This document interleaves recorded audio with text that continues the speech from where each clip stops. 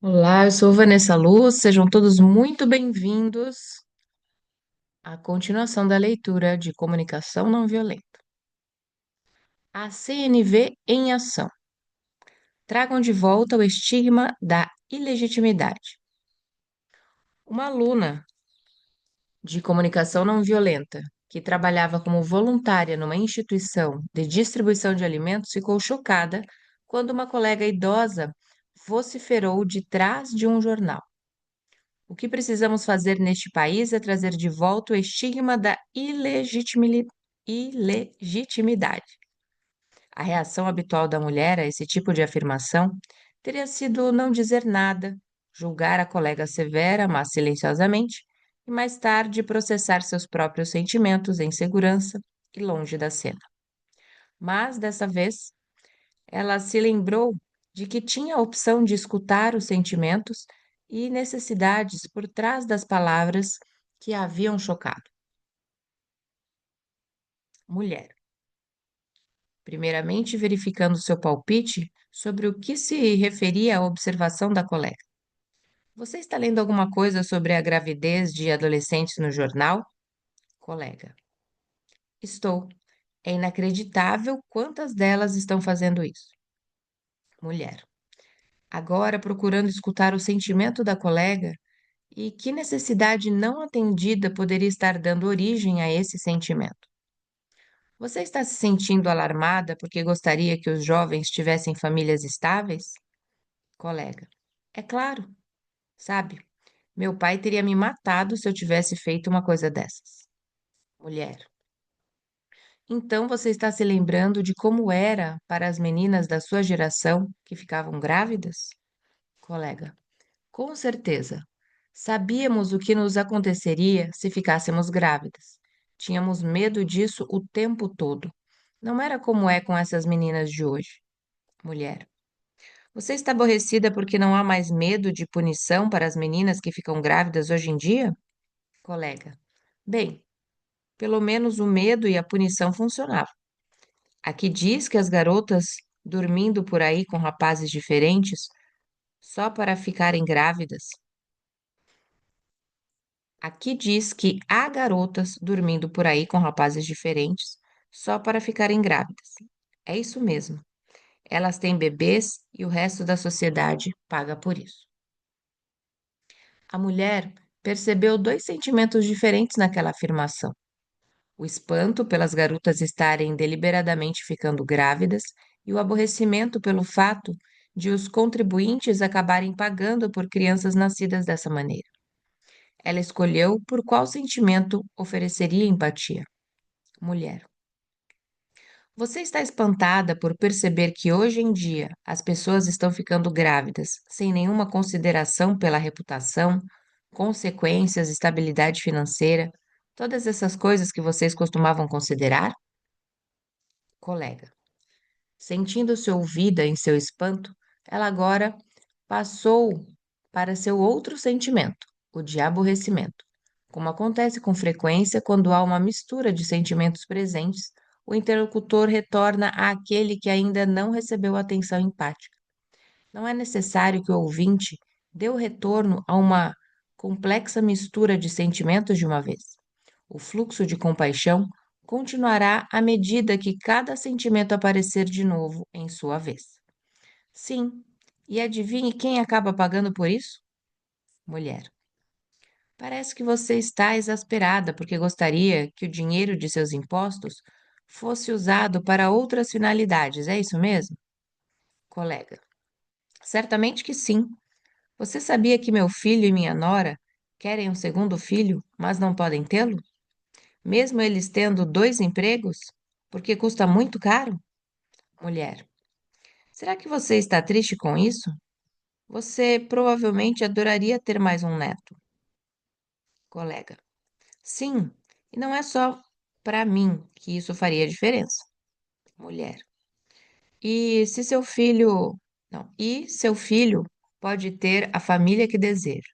Embora o palpite da mulher fosse apenas parcialmente correto, ela não interrompeu o fluxo de empatia, permitindo que a colega continuasse e percebesse outra preocupação. Colega. Sim, e eu também acho que é triste para uma criança ser filho único. Mulher. Ah, entendo. Você gostaria que Kátia tivesse um irmãozinho? Colega. Isso seria ótimo. Nesse ponto, a mulher percebeu uma espécie de alívio na colega. Passou-se um momento de silêncio. A mulher ficou surpresa ao descobrir que, embora ela ainda desejasse expressar as próprias opiniões, a urgência e a tensão haviam se dissipado, porque ela não se sentia mais adversária da colega. Ela compreendeu os sentimentos e necessidades por trás das afirmações de sua colega e não sentiu mais que as duas estivessem a vários mundos de distância. Mulher. Sabe, quando você disse no começo que deveríamos ter de voltar o estigma da ilegitimidade, oh, fiquei realmente assustada, S. Porque é muito importante para mim que todas nós aqui tenhamos um profundo carinho pelas pessoas que precisam de ajuda. N. Algumas das pessoas que vêm aqui procurando ajuda são pais adolescentes. O. E quero ter certeza de que eles sejam bem recebidos. N. Você se importaria de me dizer como se sente quando vê Daisy ou Ana e seus namorados entrarem aqui? P. A mulher se expressou em CNV usando todas as quatro partes do processo: observação, sentimento, necessidade e pedido. O diálogo continuou, com várias outras trocas de ideias, até que a mulher teve a confirmação do que precisava, de que a colega de fato oferecia carinho e ajuda respeitosa aos pais solteiros adolescentes. Ainda mais importante, o que a mulher ganhou foi uma nova experiência em expressar discordância de uma maneira que satisfazia suas necessidades de honestidade e respeito mútuo.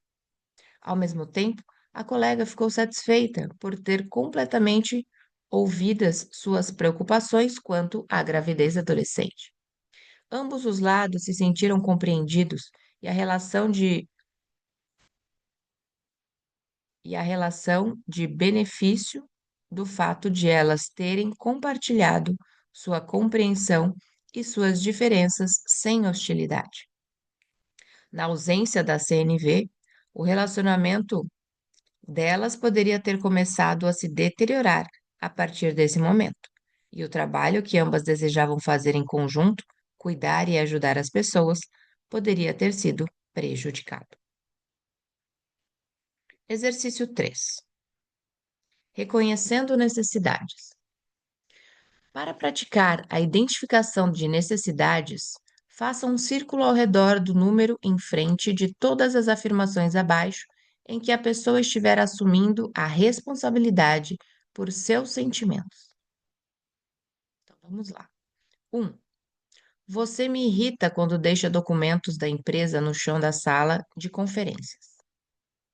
2. Fico com raiva quando você diz isso, porque quero respeito e ouço suas palavras como um insulto. 3. Sinto-me frustrada quando você chega atrasado. 4. Estou triste por você não vir para jantar, porque eu estava esperando que pudéssemos passar a noite juntos. 5. Estou desapontado porque você disse que faria aquilo e não o fez. 6. Estou desmotivado porque gostaria de já ter progredido mais em meu trabalho. 7. As pequenas coisas que as pessoas dizem às vezes me magoam. 8. Sinto-me feliz porque você recebeu aquele prêmio. 9. Fico com medo quando você levanta a voz. 10. Estou grato por você ter me oferecido uma carona, porque eu precisava chegar em casa antes das crianças. Aqui estão minhas respostas para o exercício 3. 1. Se você circulou esse número, discordamos. Para mim, essa afirmação implica que o comportamento da outra pessoa é exclusivamente responsável pelos sentimentos de quem falou. Ela não revela as necessidades ou pensamentos que estão contribuindo para os sentimentos dessa pessoa. Portanto, a pessoa poderia ter dito: fico irritado quando você deixa documentos da companhia no chão da sala de conferências, porque quero que nossos documentos sejam guardados em segurança e fiquem acessíveis. 2.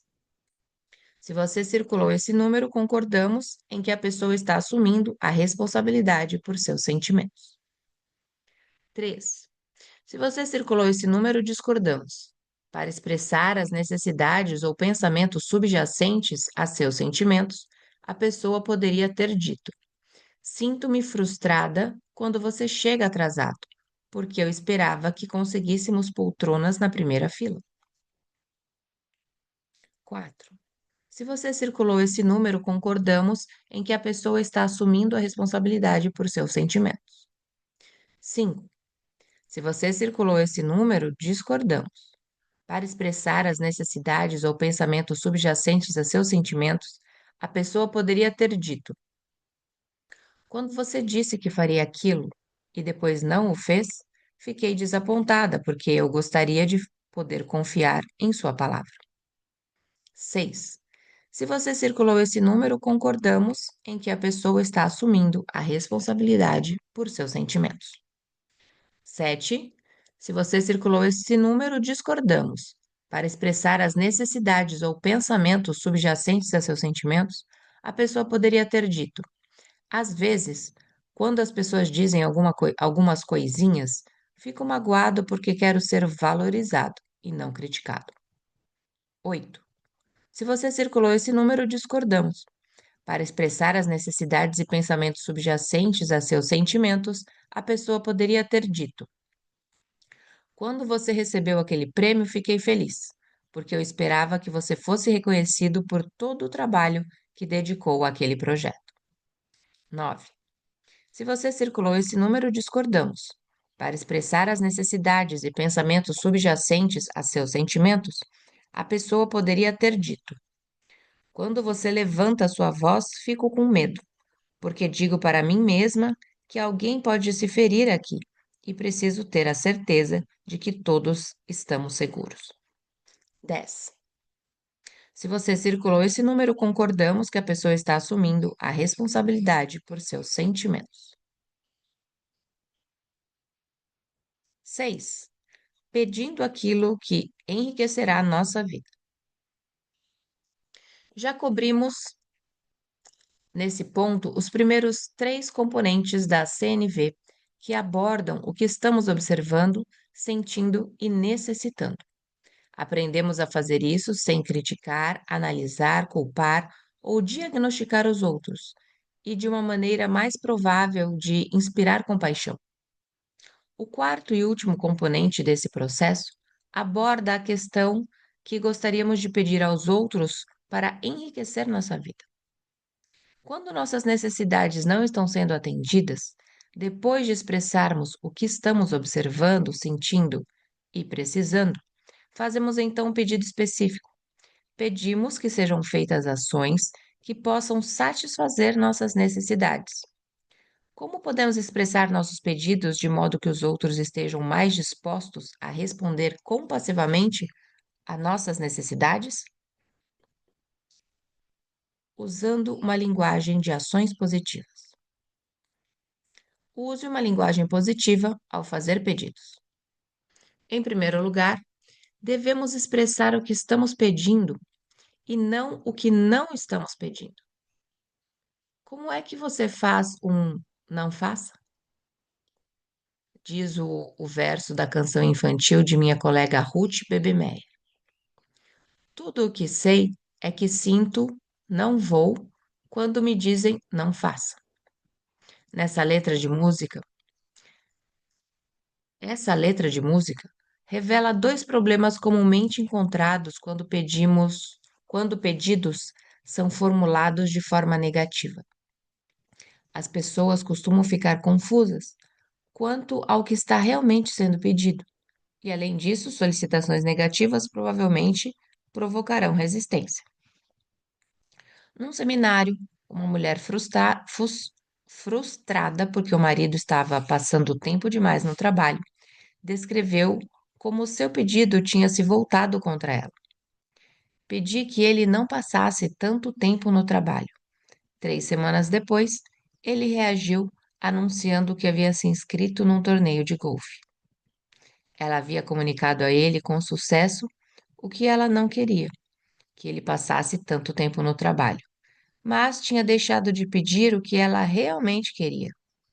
Solicitada a reformular seu pedido, ela pensou por um minuto e disse: Eu queria ter lhe dito que desejava que ele passasse pelo menos uma noite por semana em casa com as crianças e comigo.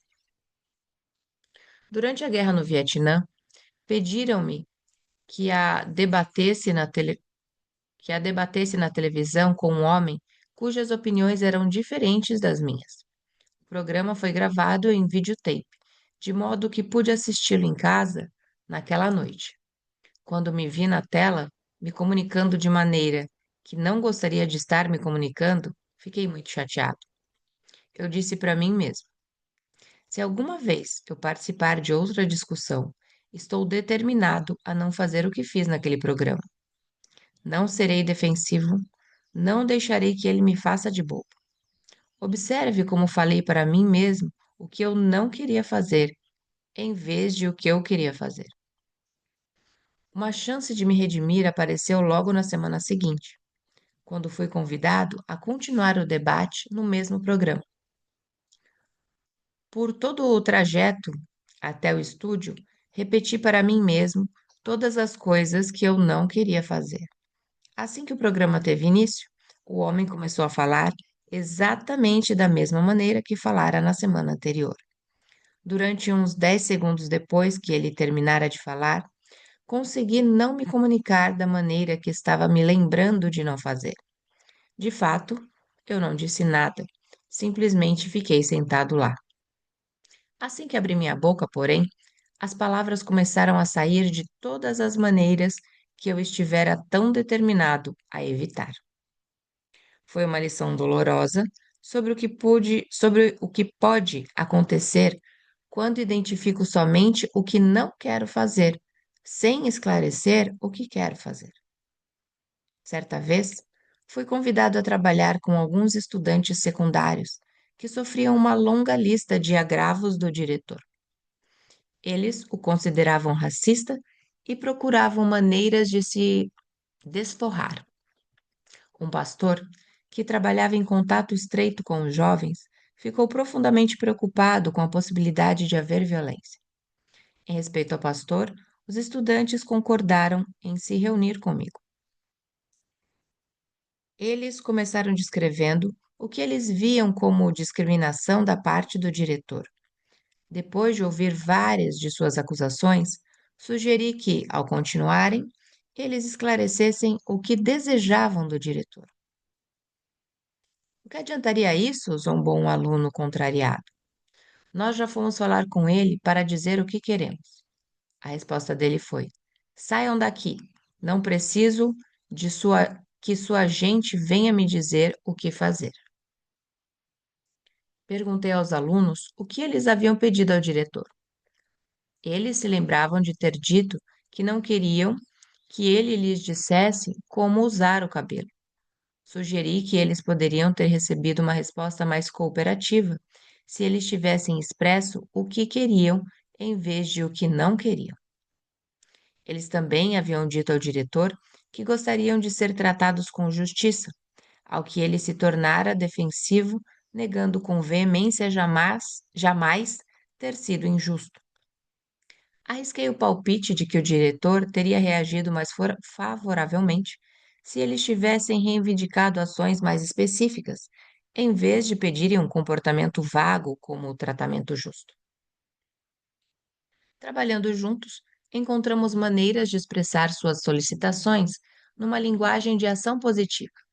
Ao final da reunião, os alunos haviam especificado 38 atitudes que gostariam que o diretor tomasse, incluindo: gostaríamos que o diretor concordasse com a participação de alunos negros nas decisões sobre as normas de vestuário e gostaríamos que o senhor se referisse a nós como alunos negros e não como sua gente.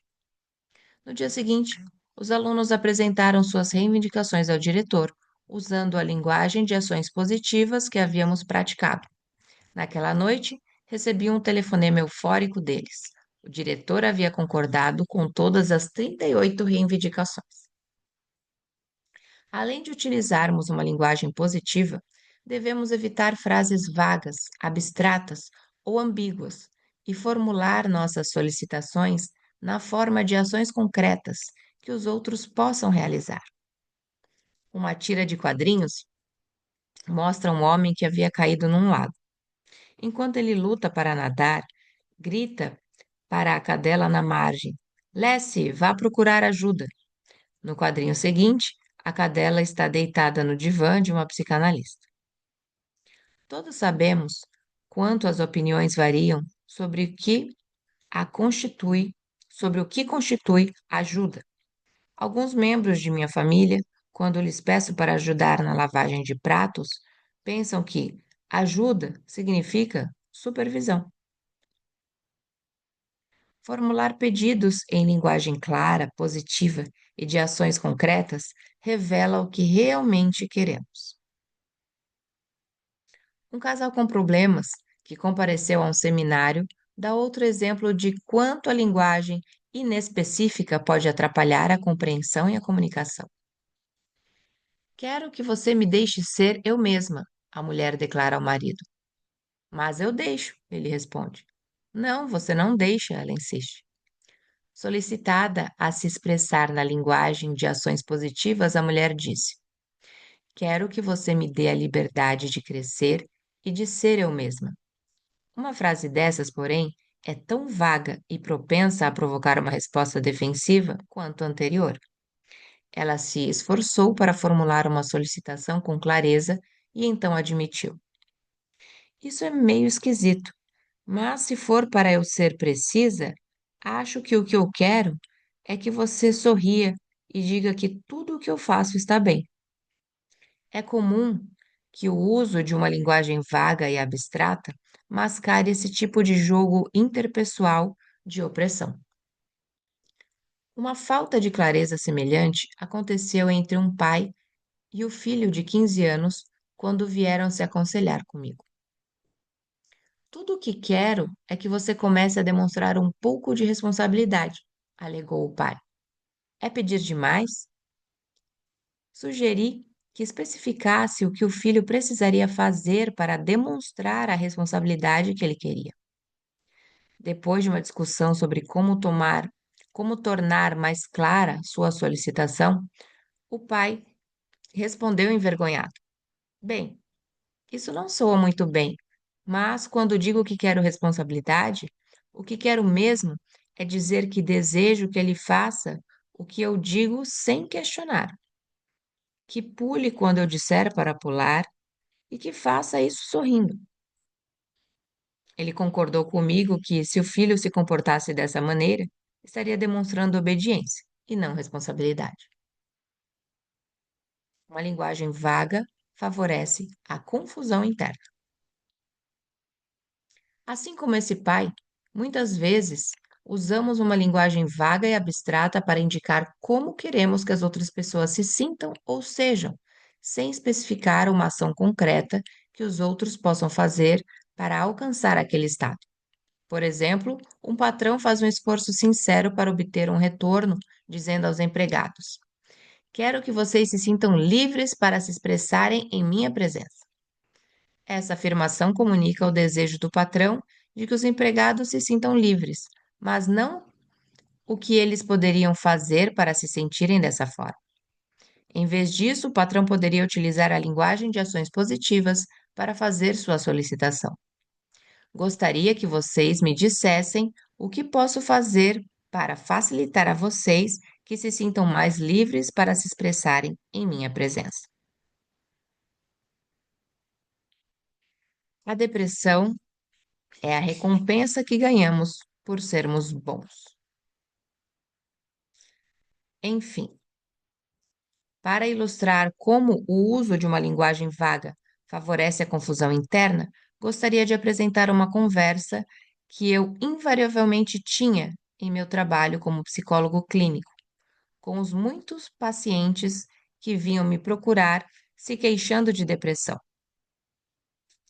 Bom, ficamos por aqui para dar continuidade na próxima leitura.